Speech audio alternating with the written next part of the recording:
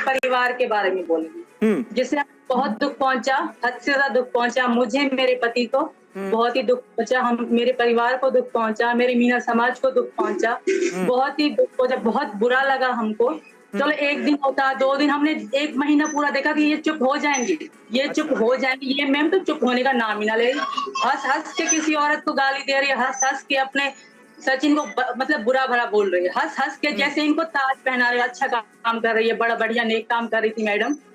तो ये बहुत गलत बात है। मेरे पति इतना तक होता है पागलों की तरह कहने मैं खुदकुशी कर दूंगा, मर जाऊंगा, इस जान छूट जाएगी मेरी, इस तरह मेरे पति इनके शब्दों की वजह से बोले, मरने तक वो बात करते थे कि मैं मर जाऊं, मेरी जान छूटे, क्या हो रहा है और क्यों कहा उन्हें। बिल्कुल हमने कार्रवाई करी और 2 शब्द नहीं है सर, आप 2 शब्द मत कहें, बहुत शब्द हैं, बहुत शब्द।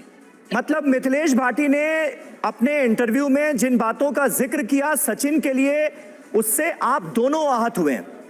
बहुत ज्यादा, हमारा परिवार भी आहत हुआ है, हम तो बहुत ही हुए हैं, मुझे बहुत दुख पहुंचा। मेरे सचिन के बारे में कोई भी कुछ कहेगा ये मुझे बर्दाश्त नहीं, और मेरा पति जिस बात से दुखी हो वो तो बिल्कुल बर्दाश्त नहीं। अच्छा ठीक है, इस पर हम आएंगे। मिथिलेश आपकी बातों को इस वक्त सुन रही हैं, हमारे स्टूडियो में ही मौजूद हैं, लेकिन आप और सचिन साथ साथ हैं, आप दोनों के तमाम वीडियोस वायरल हो रहे हैं, आपकी जिंदगी इन दिनों कैसी गुजर रही है, ये भी जरा हमारे दर्शकों को बताइए।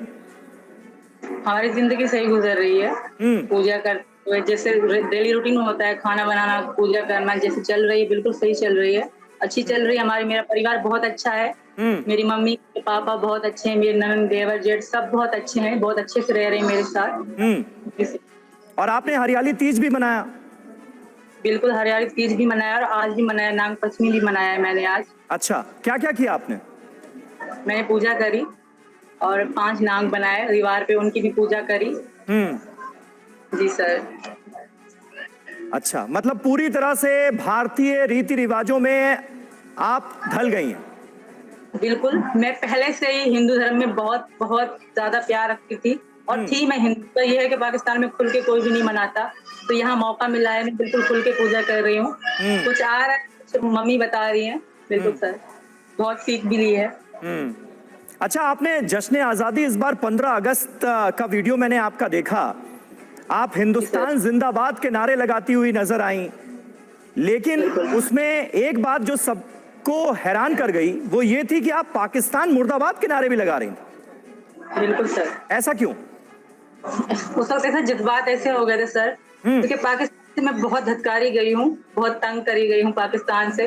उस वक्त जब हम हिंदुस्तान जिंदाबाद कहे तो वो जज्बात ऐसे आ गए कि मेरे मुंह से वो भी निकल गया। मैं मतलब निकल, क्योंकि मुझे फीलिंग ऐसी आ रही जब मैं हिंदुस्तान जिंदाबाद मैं और मेरे बच्चे कह रहे थे, तो वो चीज ऐसी आ गई कि ये भी निकल गया सर। ठीक है मिथिलेश जी, आपने सुना, आपने कहा देखिए एक पाकिस्तानी हिंदुस्तान में लहराते, आप बोलिए ना। नहीं वो ना, मैं नहीं बोल रही, समझ नहीं पा रही, आप मिथिलेश जी की समझ पर सवाल उठा रही हैं। बिल्कुल वो सीधी सादी है, वो इनके चक्रव्यूह में फंस जाती है, वो यही तो प्लानिंग है। मतलब आप बहन है उनकी? नहीं, मुझे ये बात हैरान कर रही है। नहीं, ये सीधी सादी है, ये जो बोल रही हैं, हम इनसे हम बताते हैं ना। नहीं, आप उनकी समझ पर सवाल कैसे उठा सकती हैं? आप आके यहाँ पे जो है